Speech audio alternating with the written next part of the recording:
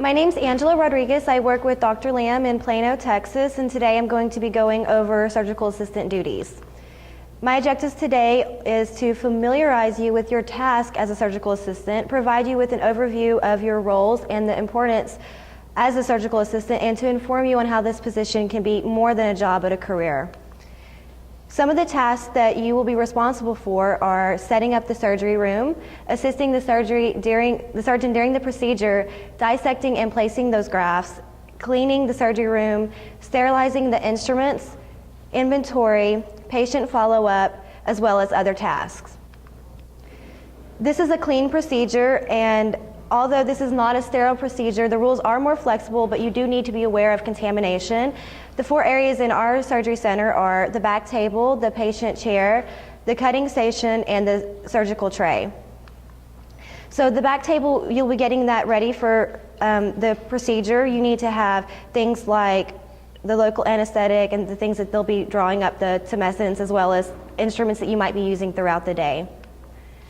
The patient chair, this is basically, we need to protect the chair so that it doesn't get soiled, and also the patient's going to be there for a long time, so we typically put a pillow for them to sit on so that they can be comfortable as well. You will also be responsible for setting up the cutting stations, whether it's a microscope or for some people they use the magnifying lens.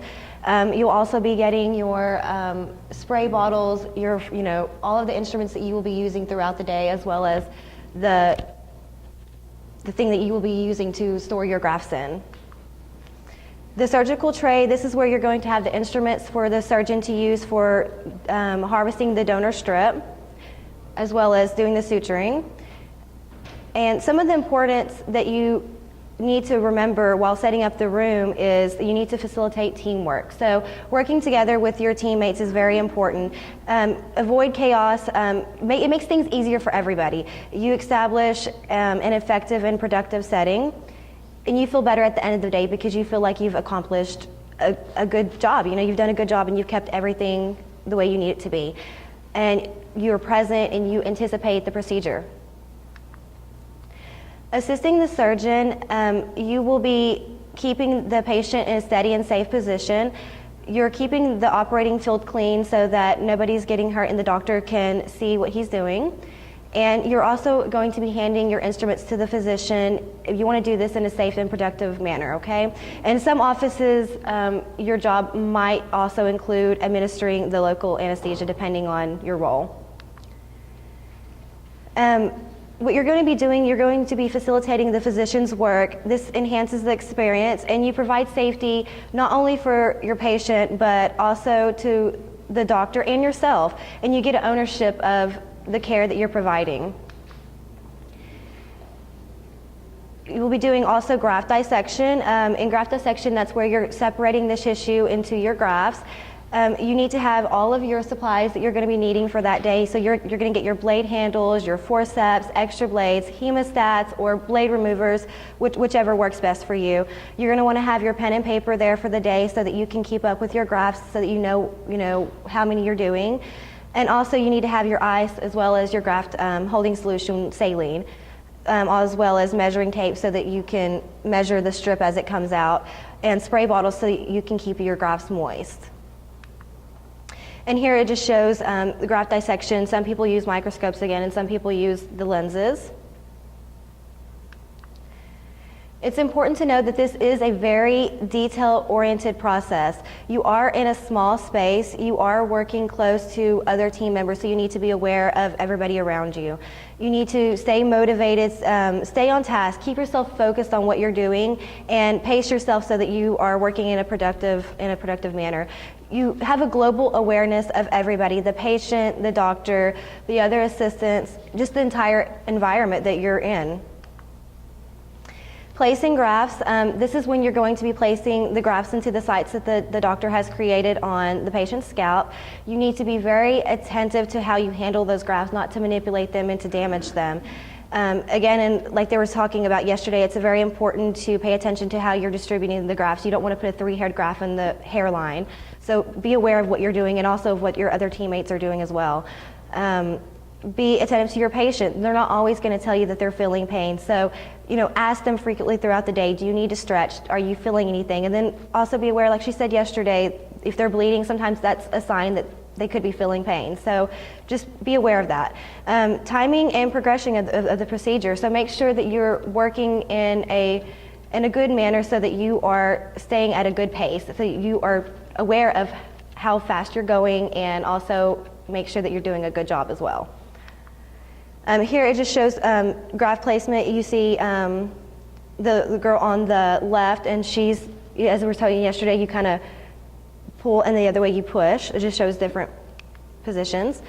It's important, again, how you handle and care for those grafts, because you have the factor of survival rates. If you are manipulating those grafts and you're damaging the follicles, you get the kinky hair or it won't grow. So just be careful to pay attention to how you're handling your grafts and how you're doing that. So you want to also know that you contribute to the end result of the patient and to the patient's experience. So if they have a bad experience, they're not going to want to come back. So make sure that you give them the best experience that they could possibly have.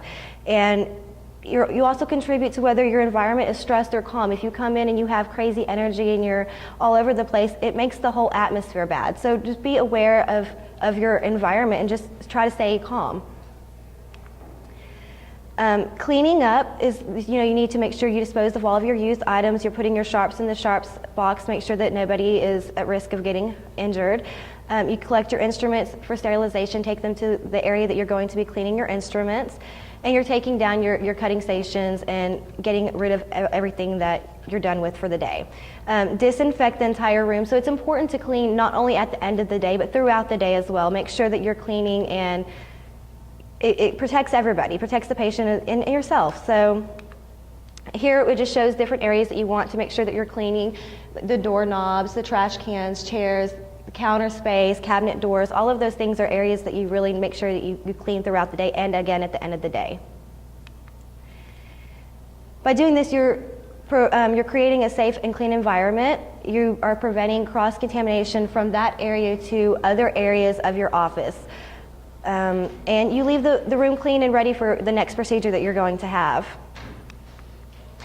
And here it just shows cleaning the instruments. You want to make sure that you get them clean, and then also after we clean, we use a solution that you spray on there so that your instruments don't rust. You take care of your instruments so that you can have them for a long time. Again, here it just tells it's important to do that, so you protect those tools. You follow OSHA guidelines to protect yourself, protect the next patient, and you're preventing infections in your office. For supplies and inventory, some people will be responsible for that in your office, and sometimes your manager will be responsible for that. Either way, you need to have a list of the supplies that are needed for your procedure, and you get aware of what materials and supplies that you're going to be needing for your procedure, so you get a more familiar feel of what you need.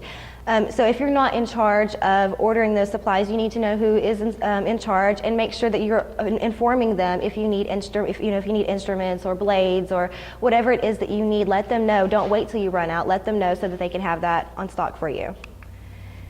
You will also be responsible for doing patient follow-ups. So basically we give instructions at the end of the day. The patients are typically very sleepy. They don't remember a lot of it. They go home with the written instructions as well, but you go over that with them anyways. And then the next day we have them come in, you check over everything, make sure it looks good, see how their night was, and go over those instructions again and answer any questions that they might have.